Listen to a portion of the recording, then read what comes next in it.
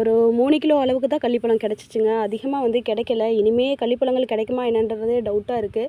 ஏன்னா கடவுள் நம்மளுக்கு ஒரு 3 வருஷம் கொடுத்ததே பெரிய விஷயம். ஏன்னா இயற்கையான பழம், எந்த கெமிக்கலுமே இல்லாமல் இயற்கையாக வளர்கிற பழம். இது வந்து ஒரு 3 வருஷம் அப்படியே தொடர்ந்து கிடச்சதே எனக்கு ரொம்ப பெரிய விஷயமா நினைக்கிறேன்.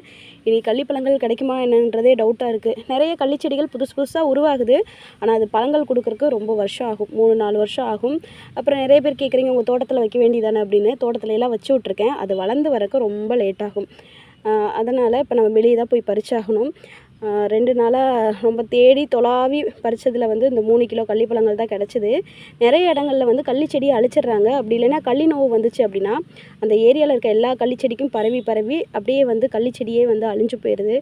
ஒரு இடத்துலலாம் பார்த்தா ஃபுல்லாக பழமாக இருக்குது. ஆனால் ஃபுல்லாக கள்ளி நோவு. அந்த பழங்கள்லாம் நம்ம பறித்தாலும் வேஸ்ட்டு தான். அதில் சத்தெல்லாம் உறிஞ்சிருக்கும் அந்த பூச்சியை. அதை பறிச்செல்லாம் சாப்பிட்றது ரொம்ப வேஸ்ட்டு. அதனால் அந்த மாதிரி கள்ளிச்செடிகள்லாம் விட்டுட்டு வந்துடுறது.